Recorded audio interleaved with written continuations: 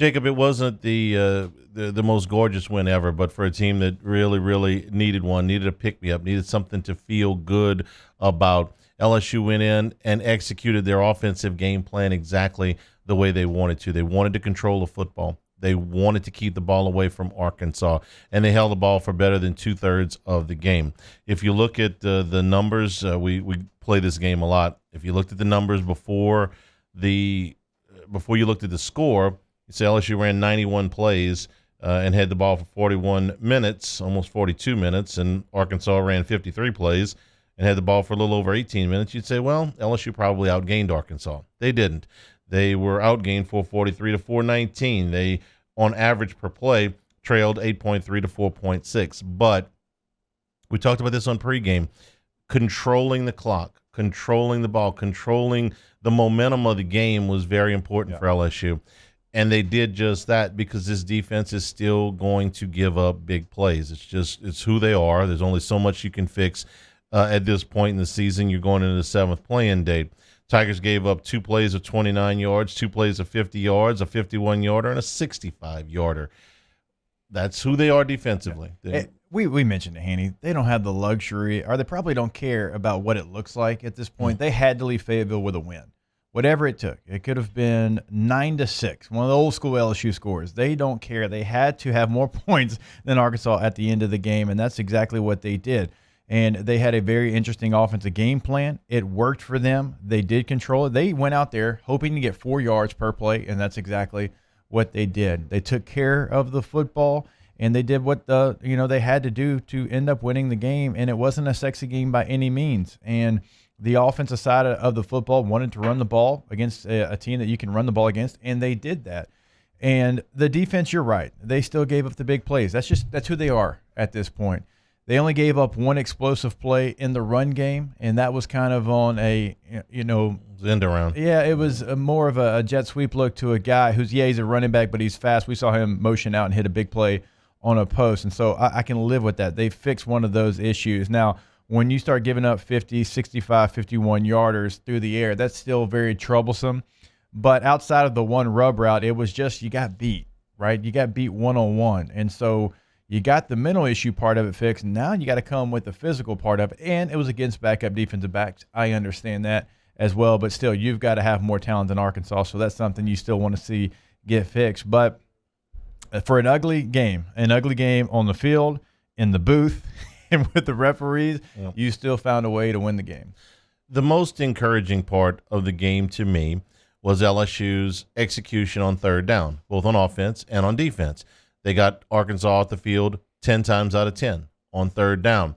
But offensively, I was even more encouraged because this was a real solid step forward for TJ Finley.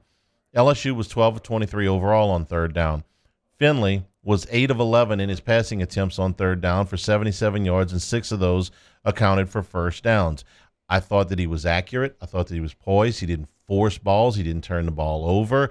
He bought himself some time with his feet. No, he's not Michael Vick or Lamar Jackson, but he buys himself enough time sliding in. Probably the game winner was one where he bought himself a little bit of time. And I thought that on the road, in the rain, with 3 weeks to build off of, or to, I should say build off of, I should say mentally digest that game that he had at Auburn. That was a rough game. He got benched in that game. Take that time that you're being given, improve, put the bad game behind you, fix the mistakes, and go forward. I thought Finley was terrific on Saturday. What I really liked about him is he never looked panicked. He looked poised throughout the entire game. And you said it. They didn't ask him to be a world beater. He didn't throw the ball down the field a lot, but he threw the ball in tight coverage, only where his receiver can make a play. So I thought he took care of the football. I actually disagree wholeheartedly with the broadcast when they were saying, wait a minute, what are you doing leaving the pocket? Step up in the pocket. Some players get away with that because of their arm strength. He's one of them. If Patrick Mahomes does it, which he did last night, we praise him. But when a young quarterback does it, it's like, wait a minute, why are you leaving the pocket? Because he stood in the pocket long enough. He realized there's nothing open. He didn't escape the pocket early. He stood in there, nothing's open, let me create. And it turned into scramble drill. And they had, 3 or 4 big plays on scramble drill because TJ Finley realized, I got to get out of this pocket. I got to create new windows that are not there because the coverage is there for Arkansas. And he did that. And he's got the arm to get away with throwing across his body. Do you want to live in that world? No. But when you know you can do it and it's being successful, I'm completely okay with it, including the last touchdown of the game. So that's something that you don't see typically from a freshman, having the poise to be able to realize, I've stood tall in this pocket. Nothing's there. Let me go ahead and roll out and open something, because of my movement. And the receivers did a really nice job of finding the windows. So after 3 weeks off, they get to go out, play a game, and get the bad taste of the Auburn game out of their mouth. So good win.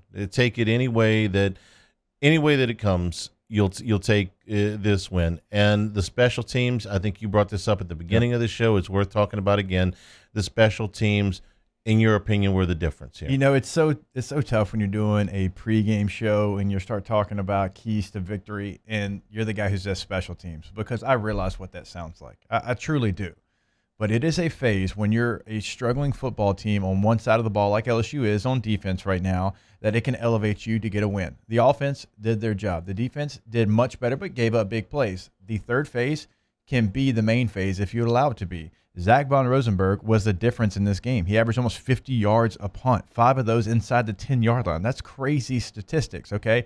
Cade York was money from 40-plus in a bad weather game, in a game when you're on the hash opposite of what you want to be on, and you still drill it right down the middle of the uprights. He is a weapon for this team. And then you end the game with a blocked field goal from Jay Ward, who had been close all day long. Those are small things that can win you football games because they add to the 3 phases. And I'm a lifetime special teamer. I'm always going to be on the side of special teams. But it was a case where they stepped up when they had to, and Zach kept flipping the field. Now, Felipe was trying to throw him out of it. He'd hit bombs after Zach flipped the field. But because you flipped the field, those bombs end up on the 50-yard line and not in the end zone. I promised you that I was going to look up Von Rosenberg's stats. I said I'm not going to tell you that I've studied every punter in the country. So I looked up to see just exactly how good he has been this season for LSU. So let me give you this just from a straight standpoint of distance. Zach Von Rosenberg is the 5th best punter in the country as far as net average, okay? 47.48 yards per. And that's number 2 in the Southeastern Conference by 0.3 of a yard to the kid over at Georgia. But when you talk about putting punts inside the 20-yard line, 18 of 29. I mean, you're putting 2/3 of your punts, right at 2/3 of your punts inside the 20-yard line.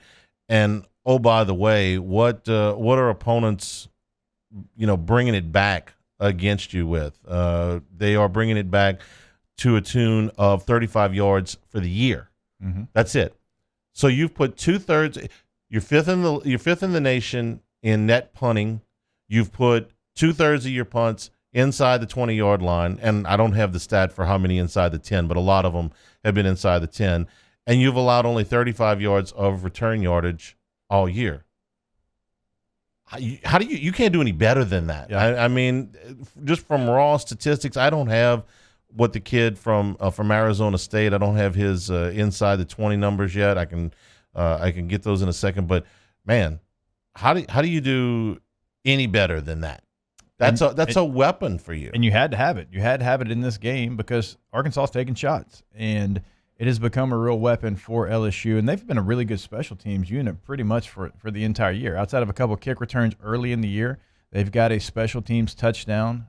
Cade York has shown to be one of the best kickers in the conference. And again, when you're struggling on one of the 3 phases like they have on defense, you have to have someone else step up. So all in all, you take the win, you move on, and you say, man, look, last year was last year and this year is this year. And that'll be a common theme where this week is coming up too, because last year LSU could not have been any better than what they did a year ago. But this year they're 2 touchdown underdogs. So we'll go through all of that. By the way, a kid from Arizona State, 3 punts inside the 20-yard line. He's only punted 5 times. They've only played a couple of games. So give you an idea how good Von Rosenberg has been.